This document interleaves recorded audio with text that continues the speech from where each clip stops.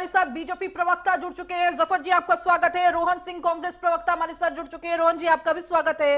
रजा रिजवी राजनीतिक विश्लेषक हमारे साथ जुड़ चुके हैं। रजा जी आपका भी स्वागत है। सुशील वकील वरिष्ठ पत्रकार हमारे साथ जुड़ चुके हैं। सुशील जी आपका भी स्वागत है।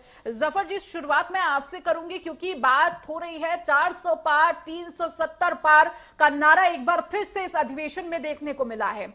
माना कई प्रदेशों में बीजेपी का जो ग्राफ है वो बहुत ऊपर है और माना जा रहा है कि आने वाले वक्त में शायद वो ग्राफ और बढ़ सकता है, लेकिन हम दक्षिणी क्षेत्र को नहीं भूल सकते हैं जहां आपका खाता तक नहीं खुला था। कैसे ये टारगेट देखेंगे आप? देखिए, आदरणीय प्रधानमंत्री नरेंद्र मोदी जी का जो कुशल नेतृत्व है वो वास्तविक तौर पे जो हमारी पृष्ठभूमि 400 पार की है, हम वास्तविक तौर पे उसी मिशन पे काम कर रहे हैं।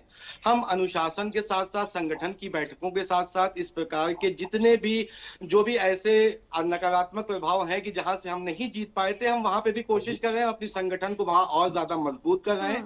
हम देश विदेश में अपना जिस तरह से डंका लहराते आ रहे हैं, उसी प्रकार से हमने देशव्यापी तमाम उन योजनाओं को जहां पे हम नहीं कामयाब हो पाए, हमने वहां पे भी कोशिशें की है। हमने जन जन तक पहुंचकर ये विश्वास दिलाया है कि आदरणीय प्रधानमंत्री नरेंद्र मोदी जी का जो कुशल नेतृत्व है वो वास्तविक तौर पे देश विकास के लिए, देश हित के लिए सर्वोपरि है।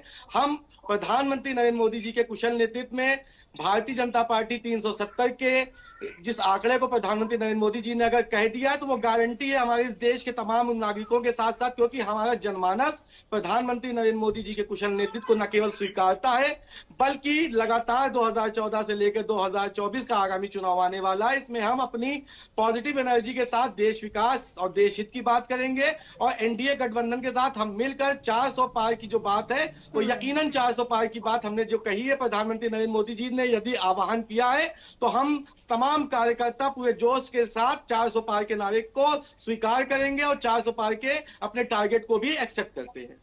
ठीक है, आप बीजेपी को कांग्रेस युक्त बना रहे हैं, सभी को कह रहे हैं आइए आइए हमारी पार्टी में शामिल हो जाइए। जिसके खिलाफ आप खड़े थे उन सबको अपने साथ लेकर चल रहे हैं।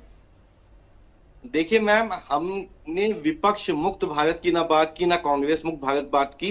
हाँ, हमें इन लोगों को भी विपक्ष में बिठाना पड़ेगा ना। जब संसद चलेगी तो 10-15 लोग तो बैठे होने चाहिए, तो अच्छा भी लगता है कि विपक्ष कोई हल्ला गुल्ला करे। तो इनको हम लोग इतना 10-15-20 सीट देंगे इत्मीनान से, ताकि हम इनका सम्मान भी कर सके और ये अपने विपक्ष की बात भी कर सके।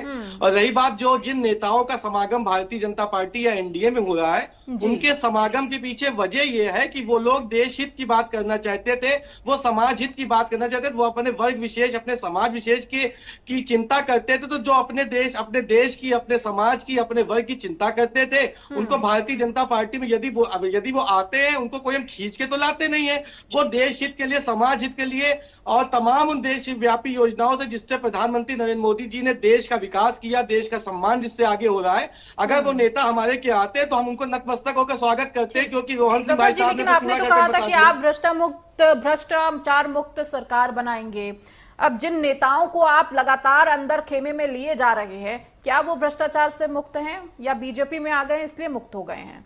जो भ्रष्टाचारी है वो भारतीय जनता पार्टी में यदि आया है तो उसके बाद भी ना वो ईडी से बच सकता है, ना सीबीआई से बच सकता है, ना न्याय संगत व्यवस्थाओं से बच सकता है। और जो लोग ये कहते हैं कि हमने उन तमाम लोगों को बुला लिया जिनके ऊपर बहुत से आरोप प्रत्यारोप हैं, तो ये जो विपक्ष बैठा है, जो पता नहीं कौन सी सो कॉल्ड न्याय यात्रा किया था और सो कॉल्ड फलाने यात्रा करता है, ये जो सो कॉल्ड न्याय यात्रा करते हैं, ये न्यायालय क्यों नहीं चले जाते? उनके खिलाफ एक जाके याचिका दाखिल कर देते हैं कि इनके खिलाफ ये आरोप है, इस पर सुप्रीम कोर्ट सुनवाई करे, इस पे हाई कोर्ट सुनवाई करे। खाली इनको हल्ला गुल्ला करना है। देश में जो मौजूदा स्थिति है वो समाज हित की स्थिति है। देश में जो मौजूदा स्थिति है वो देश के विकास की स्थिति है। देश का 100 करोड़ नागरिक जो है प्रधानमंत्री नरेंद्र मोदी के साथ कुशल नेतृत्व के साथ खड़ा है और 145 करोड़ को समागम करने के लिए हम 400 पार की बात कर रहे हैं। और आने वाले मैं आपके सामने नेशनल मीडिया पे बोल रहा हूं कि तमाम वो लोग जिनके ऊपर भ्रष्टाचार के आरोप हैं, उनकी जांच होगी, जांच हो नहीं रही है, वो होगी वाली स्थिति कब होगी वो तो देखने वाली बात होगी। ठीक है रोहन जी, मैं आपके पास आऊंगी। कुछ काम सो कॉल्ड विपक्ष भी तो कर ले, कुछ काम सो कॉल्ड विपक्ष को भी तो करने दीजिए। ना जाने कौन सा न्याय यात्रा निकाल ले, तो थोड़ा उसमें भी न्याय दिखाए ताकि देश की जनता। अब आप अन्याय की ओर बढ़ गए। ठीक है, अन्याय यात्रा कांग्रेस करे, अन्याय की ओर आप बढ़ गए हैं। कितने